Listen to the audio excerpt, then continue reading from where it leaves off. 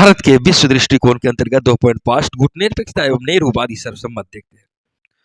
हम देखते हैं कि नेहरू के समय में, प्रधानमंत्री जवाहरलाल नेहरू के समय में जब आजादी के बाद का शासनकाल आया, तो भारतीय विदेश नीति का आधार स्तंभ गुटनिरपेक्षता का दृष्टिकोण था।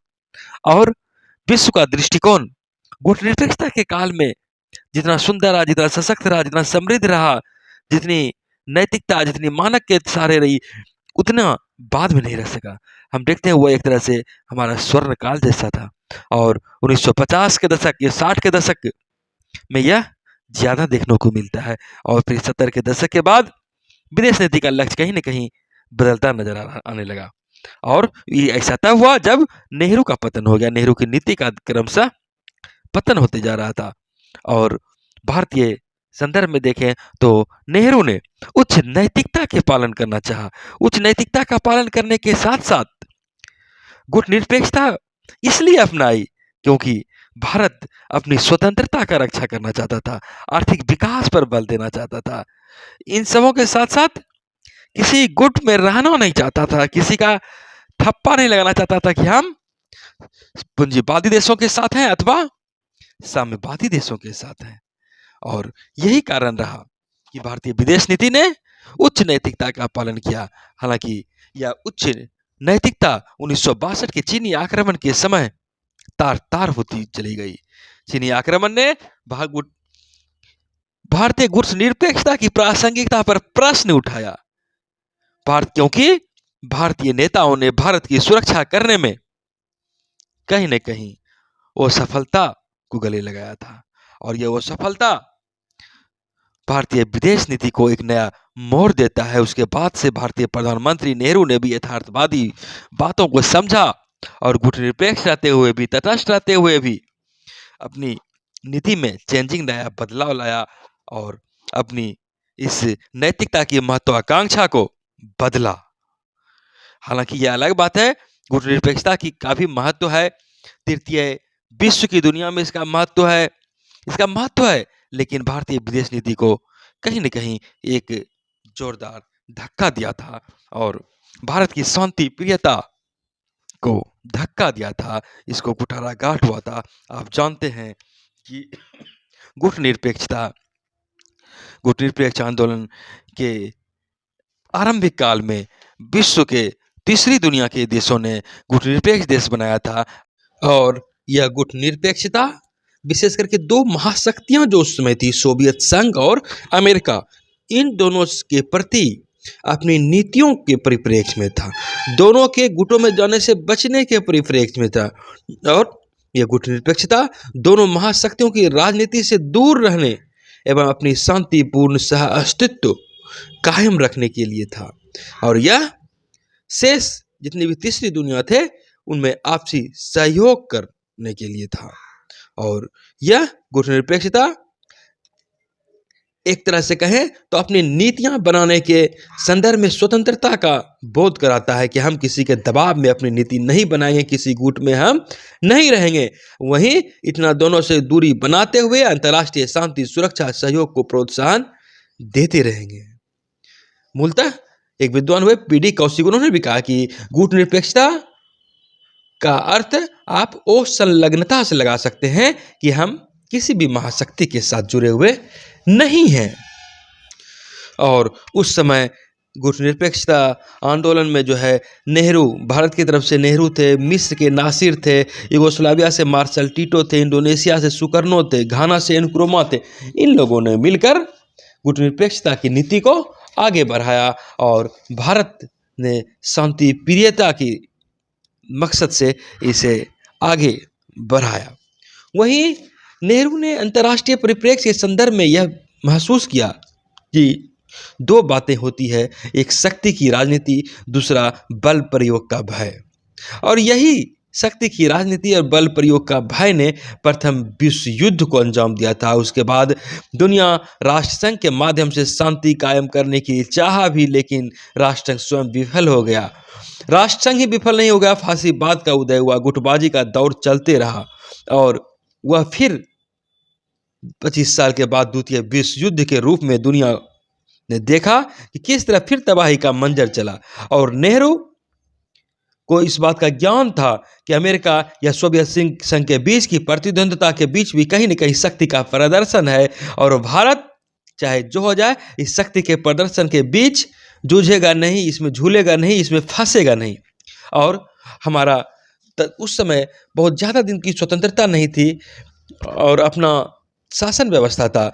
इस सब संदर्भ में हम यह भी देखते हैं कि भारतीय आज़ादी मिली, वह सिर्फ राजनीतिक स्वतंत्रता ही नहीं थी कि हमें, बल्कि यहाँ पर सांस्कृतिक सभ्यता, भारतीय सभ्यता का भी एक तरह से पुनर्योदय हो रहा था, और क्योंकि शासन केंद्र अपने हाथ में था। यहाँ पर राष्ट्रीय स्वतंत्रता आंदोलन में गांधी जी भी एक प्रमुख हस्ताक्षर थे, गांधी जी का गहरा प्रभाव था, और इस शक्ति की राजनीति में गांधी जी के नेतृत्व को, गांधी जी के विचारों को भी इग्नोर नहीं किया जा सकता था, और यहाँ पर उनके आदर्शों, सिद्धांतों को भी हमें अपनाना था। इन सब परिप्रेक्ष्य में हम नैतिकता को नहीं त्याग सकते थे। गांधीवादी नैतिकता हो या सामाजिक लोकतांत्रिक आवश्यकता की बात हो, हर एक लोगों की आकांक्षा की बात हो, तो यहाँ पर इन सब बातों के मद्देनजर भारत ने गुटनिरपेक्ष नीति को अपनाया। साध्य और साधन दोनों की पवित्रता, दोनों की अहिंसात्मक नीति का वर्णन नेहरू ने किया।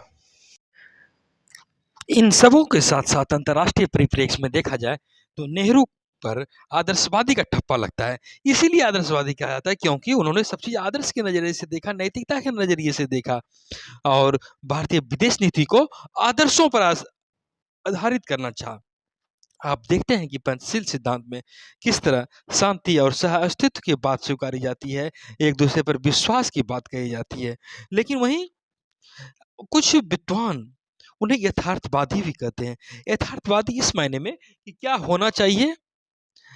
अगर इस संदर्भ को हम विश्लेषित करें तो हम यह कह सकते हैं कि उस समय अगर भारत के पास ज़्यादा कुछ करने की संसाधन भी नहीं थे, ज़्यादा कुछ करने की स्थिति में भी भारत नहीं थे, और इससे ज़्यादा करने की स्थिति अगर गुटनिरपेक्षता को नहीं अपनाते तो इसका मतलब है किसी न किसी गुट में वे जाते, और गुट में जाने का मतलब था कि एक अपनी स्वतंत्र नीति पर का कहीं न कहीं तिलांजलि दे देना, इसे छोड़ देना।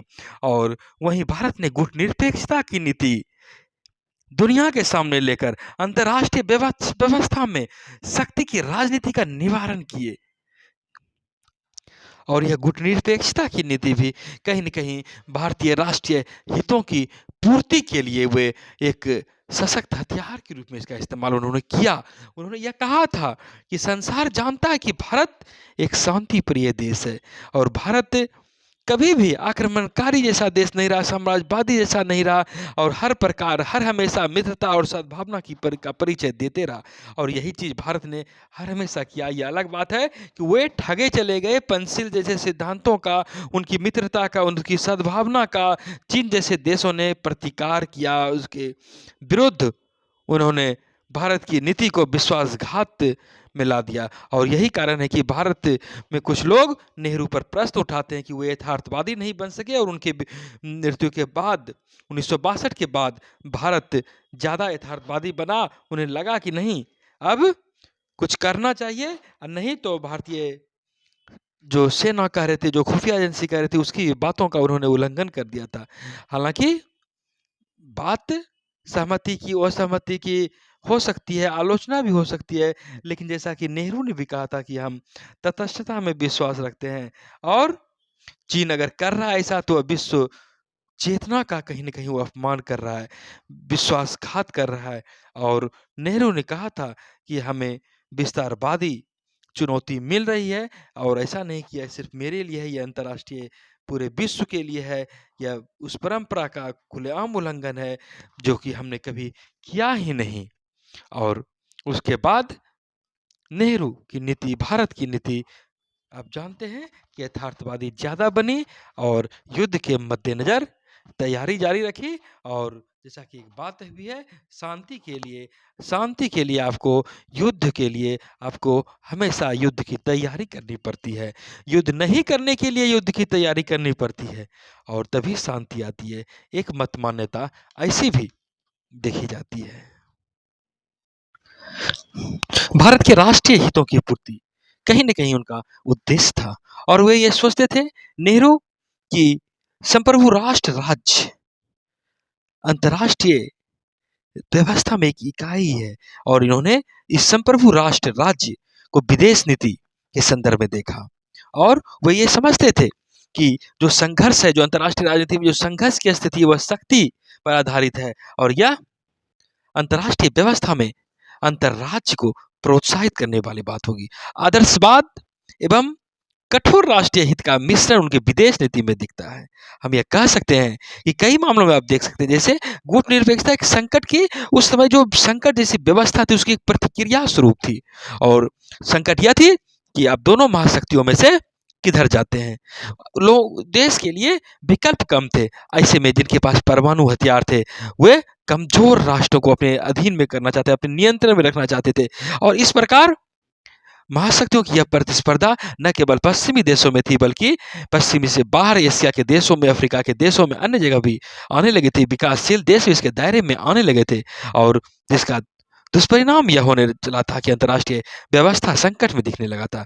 हम यह भी कह सकते हैं कि शीत युद्ध की व्यापकता बढ़ती जा रही थी और कहीं न कहीं लोकतांत्रिक समाज, जो लोकप्रिय व्यवस्था थी, जो लोकतांत्रिक अंतर्राष्ट्रीय समाज का जो जरूरत था वह नहीं था, उसका पतन होने निरंतर पतन होते जा रहा था और गुटनिरपेक्षता ऐसी परिस्थिति में एक सैद्धांतिक कदम के साथ साथ व्यवहारिक और दूरदर्शी कदम जैसी दिखी और यह राजनीति द्वारा तेजी से जो अंतर्राष्ट्रीयकरण हो रहा था वहां पर उसका लोक स्थान के विरुद्ध स्वायत्तता के लिए स्थान का विस्तार एक तरह से नेहरू करना चाहते थे और हम इस संदर्भ में अगर देखें तो नेहरू न सिर्फ आदर्शवादी थे बल्कि वे यथार्थवादी रूप में भी नजर आते हैं। उन्होंने अंतर्राष्ट्रीय संबंध की दशा को पहचान लिया था कि भविष्य क्या हो सकता है, भारत हो या अन्य संघर्षरत कोई अन्य उपनिवेश हो और भारत ने हमेशा इस ध्रुवीयता के विरुद्ध अन्य राष्ट्रों को भी प्रेरित किया कि इस किसी भी खेमे में आप जाने से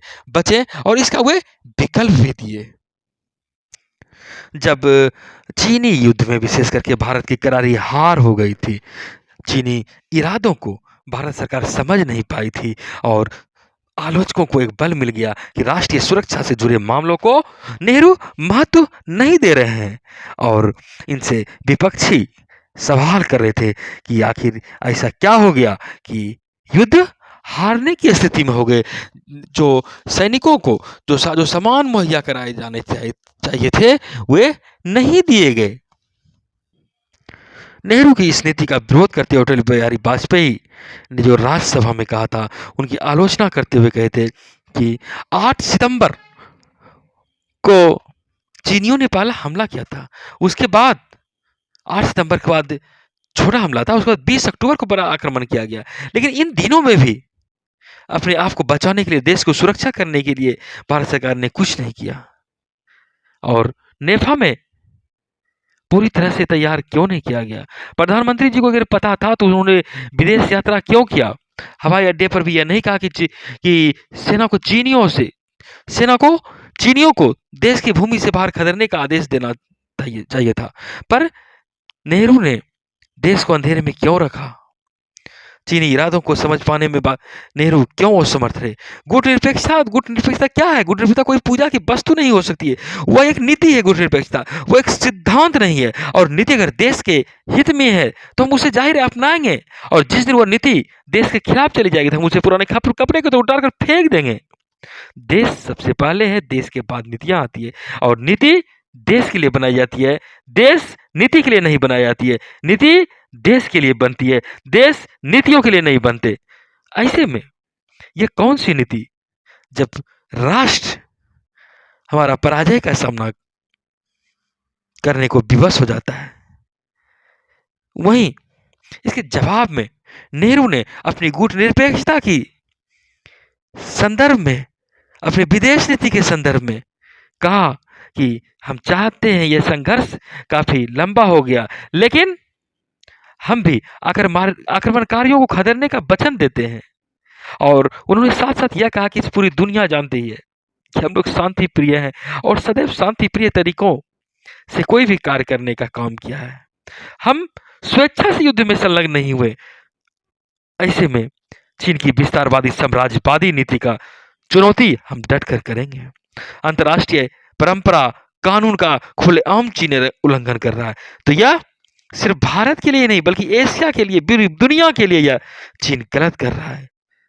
चीनी की कार्रवाई विश्व चेतना का अपमान है।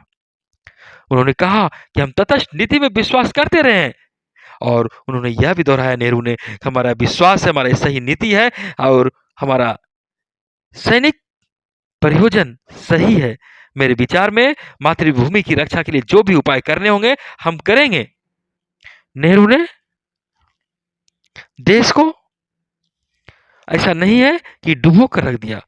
हाँ, चीनी आक्रमण के बाद, थोड़ी सी उनकी पराजय के बाद नेहरू की नीति की आलोचना अवश्य की जाती है और यहाँ पर नेहरू समर्थक, गुटनिरपेक्ष दृष्टिकोण को जो समर्थक है, वे कहते हैं कि विदेश नीति के निर्माण पर, यद्यपि गुटनिरपेक्षता में हम लोग संलग्न हैं, इसके बावजूद विदेश नीति के संदर्भ में तो स्वायत्त बने हुए हैं।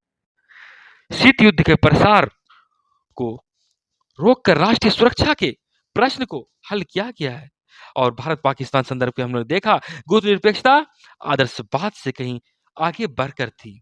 गुटनिरपेक्षता ने पश्चिम के देश की तरफ से जो अवसर मिले उसे भारत ने दूर कर दिया और भारत के विरुद्ध, यद्यपि कि जब चीन का आक्रमण था उस समय, तो उसके पहले तक चीन और सोवियत दोनों दूरी था, दोनों में दोस्ती थी। उसके बाद हम यह भी देखते हैं कि कश्मीर के मसले पर भारत एवं पाकिस्तान के रिश्ते को टच नहीं करते हैं और जबकि पाकिस्तान पश्चिमी गठबंधन का सदस्य था और चीन द्वारा भारतीय सुरक्षा की चुनौती का भी सामना नेहरू ने इसी कूटनीति से किया। भारत ने पंचशील का सिद्धांत दिया, हिंदी चीन भाई भाई का नारा दिया। इसके बाद जब क्रुश्चेव का समय हम देखते हैं कि सोवियत संघ से भारत ने निकट का संबंध अपनाया गया। स्वाभाविक मित्र भारत ने कहा सोवियत संघ को, गुटनिरपेक्ष आंदोलन को अपनाने के बावजूद चीन से, यद्यपि कि भारत हार गया था, लेकिन फिर भी भारत को सफल कुशल कूटनीति पर ही विश्वास रहा और करना पड़ा। ऐसा इसलिए कि भारत एक महत्वपूर्ण शक्ति के रूप में दिखे और अंतर्राष्ट्रीय संबंध को शक्ति की राजनीति से भी दूर रखा जाए। नेहरू के कार्यकाल में यही इसकी विदेश नीति की प्रमुख बातें रही कि कैसे अंतर्राष्ट्रीय संबंध में शक्ति को ही पैमाना नहीं बना लिया जाए, दोनों ध्रुवीय, दोनों महाशक्ति से कैसे दूर रखा जाए। हालांकि वर्तमान संदर्भ में देखें, बदलते हुए परिवेश में देखें, तो नेहरूवादी जो सहमति थी उसकी प्रासंगिकता पर सवाल उठ रहे हैं और यह कहा जाता है कि आज सैन्य बल तो महत्वपूर्ण नहीं है ही, सैन्य बल से ज्यादा कुशल कूटनीति की ज्यादा जरूरत होती है और वर्तमान संदर्भ में भी हम देखें तो सैन्य क्षमता के साथ साथ सफल कूटनीति ही हमारी वैदेशिक नीति का महत्वपूर्ण आधार है। अंतर्राष्ट्रीय जगत में अपनी सैन्य कूटनीति, अपनी राजनीतिक कूटनीति पर ज्यादा बल दिया जा रहा है और भारत इस संदर्भ में अभी समर्थ सशक्त स्थिति में दिखती है। और यहाँ पर हम यह कह सकते हैं, जो कहते हैं कि नेहरूवादी सहमति सिद्ध का सिद्धांत जो था वो पुराना पड़ चुका है, उसका परित्याग कर दिया गया है, लेकिन अभी वर्तमान संदर्भ में जिस तरह अंतर्राष्ट्रीय परिस्थिति में गुटनिरपेक्ष आंदोलन है, उसके बावजूद अंतर्राष्ट्रीय परिप्रेक्ष्य में जो संबंध निर्वाह किए जा रहे हैं, कहीं न कहीं इससे हम पूर्णतः इनकार नहीं कर सकते। हालांकि यह भी कहा जाता है कि नेहरू नीति हो या गुटनिरपेक्ष आंदोलन हो, आज अपनी जो कार्य करने की इन्हें आज़ादी थी, स्वायत्तता थी, जो संगठन में सामर्थ्य था, वह खत्म हो रहा है और ऐसा गुटनिरपेक्ष आंदोलन ने अपनी आंतरिक सामंजस्य, अपनी आंतरिक एकता को खो देने के बाद ज्यादा आसानी से अपनी प्रासंगिकता ही समाप्त कर ली गई है। हालांकि आज इसकी प्रासंगिकता पर सवाल जरूर उठते हैं। आज भी गुटनिरपेक्ष नीति को विदेश नीति का आधार बनाया गया है। भारतीय राष्ट्रीय आंदोलन के संदर्भ में इसका बृहद सांस्कृतिक ऐतिहासिक स्वरूप भी देखा जाता रहा है और कहीं न कहीं नेहरू के व्यक्तिगत प्रभाव को लोगों ने आज भी स्वीकार किया है। हम ये जानते हैं कि नेहरू अंतर्राष्ट्रीय मामलों में काफी जागरूक रहते थे, काफी उत्सुक प्रेक्षक के रूप में दिखते हैं और राष्ट्रीय आंदोलन में अंतर्राष्ट्रीय महत्व के विषय पर भी अपने दृष्टिकोण का प्रतिपादन किया। और हम जानते हैं कि नेहरू विदेश मंत्रालय भी देखते थे और प्रधानमंत्री के पद पर रहते हुए भारतीय विदेश नीति का स्पष्ट रेखांकन किया था और सरदार पटेल हो, मौलाना अबुल कलाम आज़ाद, राधा कृष्णन, बी के कृष्ण मेनन जैसे बहुत से उनके करीबी मंत्री थे। गोपाल स्वामी अयंगार, बी.एन. राव, गिरिजाशंकर वाजपेयी, भारत के प्रथम विदेश सचिव के.पी.एस. मेनन जैसे कई अधिकारियों से वे सलाह भी लेते रहे। और नेहरू के प्रधानमंत्रित्व काल में हम देखते हैं कि शुरू में सांस्थानिक एवं संरचनात्मक नीति पर किया तो हम कमज़ोर ही कह सकते हैं, या उनका उस समय जब नया-नया देश था, कहीं न कहीं अभाव दिखता है। इसके बावजूद भारत के पूर्व विदेश सचिव ए, कहते हैं कि जयंत दीक्षित भारत के पूर्व विदेश सचिव रहे, वो कहते हैं नेहरू राष्ट्रीय महत्व के साथ-साथ अंतर्राष्ट्रीय संबंधों को समझते थे, वे राष्ट्रीय महत्व के हित को समझते थे और वो इसी संदर्भ में अपनी नीति एवं विकल्प की परिकल्पना करते थे। विदेश नीति से संबंधित किसी भी पहलू पर कोई नीति या कार्रवाई भी करते थे। और विदेश मंत्रालय में उन्हें सभी नीतियों एवं प्राथमिकताओं पर राष्ट्रीय सहमति कहीं न कहीं एक तरह से प्राप्त थी। उनकी व्यक्तिगत क्षमता पर लोगों को विश्वास था, मंत्रालय को विश्वास था। वो भारतीय विदेश नीति के महत्वपूर्ण पक्ष पर मंत्रिपरिषद हो, संसद हो, राजनीतिक दल हो अथवा जनमत की बात क्यों न करें, वो सबसे बड़ी बात थी कि वो इन सबों को साथ लेकर चलने में सक्षम नज़र आते हैं। और हम कह सकते हैं कि नेहरूवादी सर्वसम्मत सिद्धांत समय के साथ समाप्त नहीं हुआ है, उनका विश्लेषण आज भी प्रासंगिक है। उनकी चिंतन क्षमता आज भी वैदेशिक नीति में कहीं न कहीं आधार का काम करती है।